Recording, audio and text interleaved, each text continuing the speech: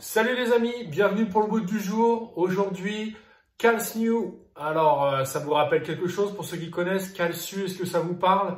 CalSNU, vous savez, c'est quand on fait un exercice, on a un certain nombre de répétitions à faire et toutes les minutes, on a quelque chose à faire qui vient de nous couper dans le nombre de répétitions totales. Alors, je vous explique, aujourd'hui, CalSNU, vous aurez 100 ground to overhead à faire avec votre charge du jour et toutes les minutes, vous aurez 5 burpees à faire. Donc 5 burpees, over votre objet du jour, votre charge du jour. Alors si c'est un sac à dos et que vous ne vous sentez pas de sauter par-dessus votre sac à dos, prenez-moi quelque chose de plus petit comme une bouteille d'eau, une chaussure, une haltère, ce que vous voulez, quelque chose qui va être moins large et qui va vous permettre d'être plus en confiance quand vous devez sauter par-dessus votre objet. Je m'explique. Donc aujourd'hui, vous avez 100 ground to overhead à faire. Je vous montre les 100 ground to overhead. Je suis ici, je prends mon sac à dos, il est au sol, je me relève, je le mets au-dessus de la tête, je le redescends, il touche le sol, je le relève au-dessus de la tête. Alors comme d'habitude sur ce mouvement-là, voilà, la priorité c'est la position de votre dos. Donc je ne suis pas feignant, je viens pencher, je viens fléchir mes cuisses pour pouvoir avoir un dos bien plat en permanence. Ok, attention, si vous ne fléchissez pas assez les cuisses, au risque d'arrondir le dos ici pour aller chercher sa charge. Et là, si j'arrondis le dos pour aller chercher ma charge et que je fais ça 100 fois, je vais terminer avec un dos très contracté.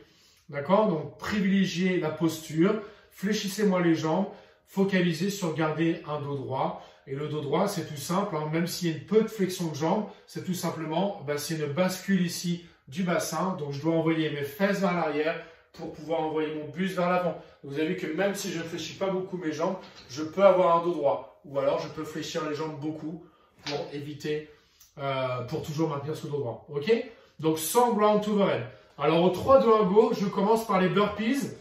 Donc, si jamais, pour mon sac à dos, c'est trop large et que je n'ai pas envie de sauter par-dessus mon sac à dos parce que j'ai peur de me tendre la cheville ou parce que je vais être trop lent et que je vais perdre le bénéfice du WOD, dans ces cas-là, je prends quelque chose de moins grand, de moins large.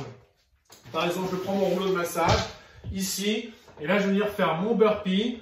Donc, je m'allonge par terre, je me relève, et après, ici, je viens sauter par-dessus mon objet, et je recommence. Donc, je fais ça 5 fois. Une fois que j'ai fait ça 5 fois, hop, je pousse, je prends mon sac, et je commence mes 100 ground to overhead. Quand la minute, on arrive au bout de la minute, donc à 55 secondes par exemple, on commence à regarder le chrono et on sait que quand la minute va arriver, on va devoir enchaîner sur 5 burpees. Donc arrivé à 58, 59 secondes, je pose, je prépare, hop, je remets mon rouleau, je fais mes 5 burpees et je repars. Et quand je repars, je repars évidemment, si j'ai fait 15 ground to overhead pendant la première minute, ensuite je repars sur la deuxième minute avec 16, 17, 18, etc. jusqu'à 100. Attention, petit détail, et ça a son importance quand on arrive à la fin, c'est que si jamais vous êtes par exemple à 97 répétitions et que la minute arrive, et là vous avez l'obligation de faire vos 5 burpees.